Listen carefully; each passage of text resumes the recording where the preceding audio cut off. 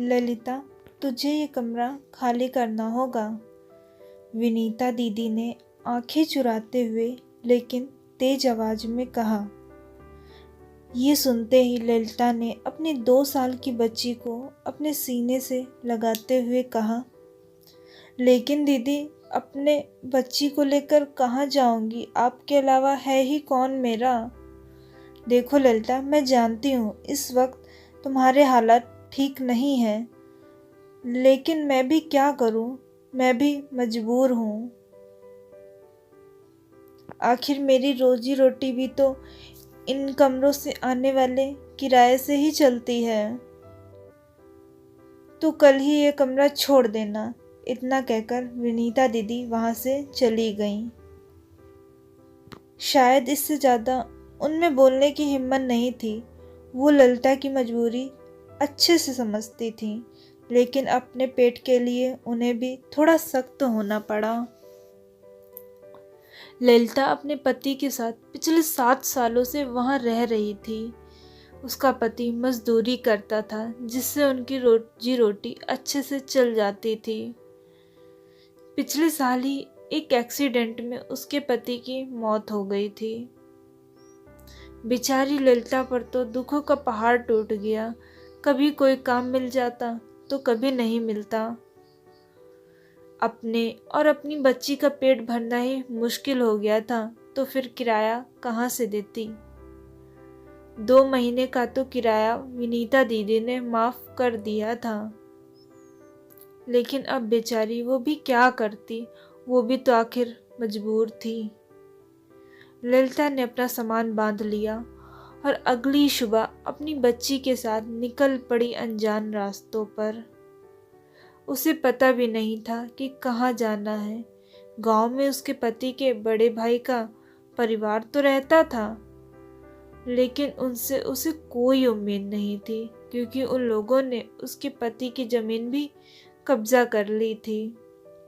चलते हुए रास्ते में कहीं कहीं रुक जाती थी पानी पीने के लिए। अब छोटी बच्ची को भी भूख सताने लगी थी। वो बार बार अपनी माँ का आंचल पकड़कर कुछ खाने को मांग रही थी। उसने उसे अपने झोले से सूखी रोटी दी और बच्ची को ले फिर चल पड़ी। एक आलीशान मकान था, वहाँ खूब हरे भरे पेड़ पौधे लगे थे। वो उन्हीं की छांव में लेट गई, थोड़ी देर सुस्ताने के लिए। लेटी लेटी ही उसे नींद आ गई। थोड़ी देर बाद आँख खुली तो उसने देखा उसकी बेटी बिस्कुट खा रही है। ललिता ने अपनी बेटी से पूछा कि वो बिस्कुट कहाँ से लाई है। उसकी बेटी ने घर की तरफ इशारा कर दिया। वहाँ एक औरत थी जो कुर्सी में टेक लगाए बैठी थी। ललिता ने पास जाकर कहा, शुक्रिया दीदी, मेरी बच्ची बहुत देर से भूखी थी।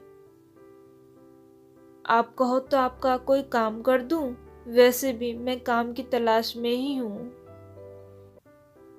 तुम घरों में काम करती हो क्या? हाँ दीदी, जो काम मिलता है कर लेती हूँ, अपना और अपनी बच्ची का पेट भरने के लिए। तब तो भगवान ने तुम्हें मेरी मदद के लिए ही भेजा है।